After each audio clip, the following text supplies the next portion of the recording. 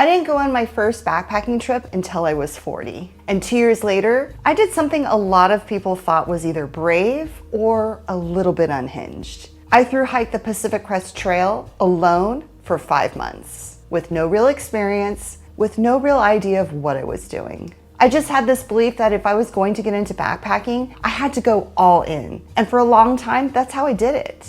Big miles, big goals, pushing harder than I probably needed to. But here's the truth. At 49, I don't backpack like that anymore. And honestly, I enjoy it way more now than I ever did back then. And I think this is where a lot of women get stuck. They believe backpacking only counts if it's big. Big miles, big trips, lots of effort, so they wait. They wait until they feel ready. They wait until life slows down. They wait until they have more time. And most of them never actually start. And this is the part I wish I could change. Because what I've learned from starting at 40, through hiking at 42, and now at 49, is that the way most people think backpacking has to look is what keeps them from ever doing it. So in this video, I want to show you what I do differently now and why I think it's a better way to start. If we haven't met yet, hi, I'm Kathleen, a food-motivated hiker, solo backpacker, backpacking coach for women, and the hungry hiker here on YouTube. When I first got into backpacking, I skipped right over the normal part. You know, the part where you go out for one night, close to home, and figure things out. I didn't really do that. I did go on a few short overnight trips with friends, but the first time I ever slept alone in my tent was on the PCT in the Sierra, which is kind of wild when I think about it now. At the time, I had this mindset of, if I'm gonna do this, I'm going all in. And that became my identity for the next few years. A thru hiker, hiking big miles on long trails. And for years after hiking the PCT, I just kept chasing after that identity by section hiking hundreds of miles, going back to the same trail, trying to recreate that experience. But here's the thing I didn't realize at the time. I never really learned how to just be a backpacker, and that ended up costing me more than I expected. And I see this all the time with women I coach. They have this dream of backpacking, but in their head, it looks like a big thru hike. Something big, something extreme, something honestly kind of intimidating. And if that's the standard for getting into backpacking, of course it's going to feel overwhelming. So instead of just starting small, they don't start at all. I'm curious, have you ever felt like that? Like if you couldn't go big, the trip didn't really count? That belief alone is what keeps so many people stuck. For me, things really started to shift around 48. I was starting to deal with perimenopause symptoms like having low energy, having a hard time sleeping, and really struggling in the heat, having a hard time managing my body temperature.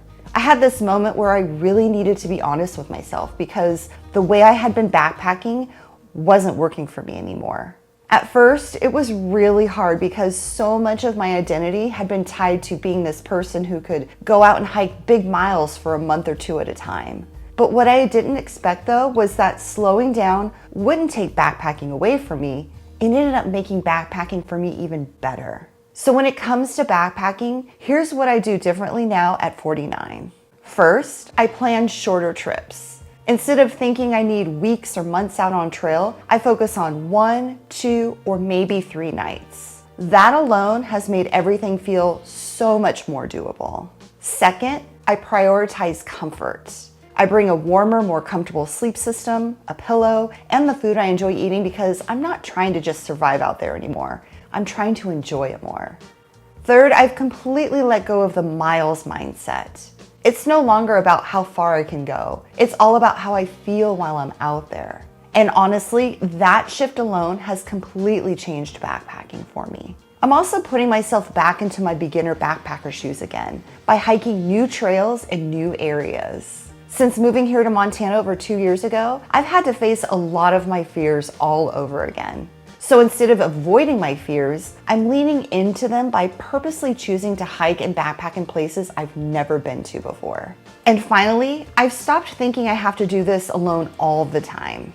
Building a community of women through my backpacking program for women, the Confident Solo Female Backpacker System, has changed the way I experience the outdoors. It's no longer just about proving to myself that I can do this alone because I know I can. Now it's about getting to share the experience of being in the backcountry with other like-minded women, and it's been really awesome. And you know what surprised me the most about all of these changes?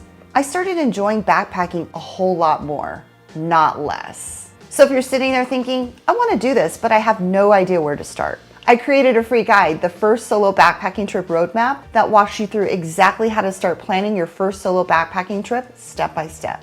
Because you don't need to go all in to get started. You just need a clear, easy plan to follow, and that's exactly what this free guide will give you. Click the link down in the description below to download your free guide.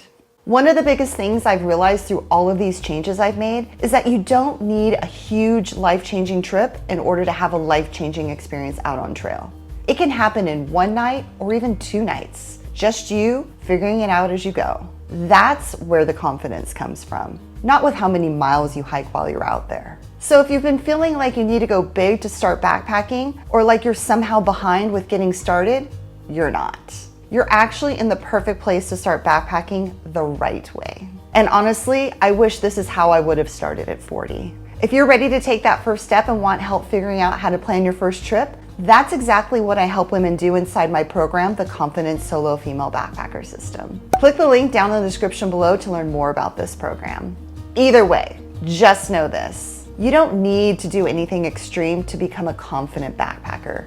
You just have to start. If you like this video and gotten some value out of it, make sure to hit the like button. Don't forget to subscribe to my YouTube channel for new videos each week, and hit the bell icon to get notified each time new videos are posted.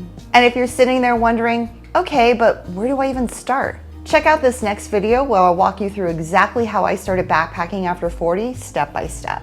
Thanks for watching, and I'll see you in the next one. Happy trails and keep on trucking.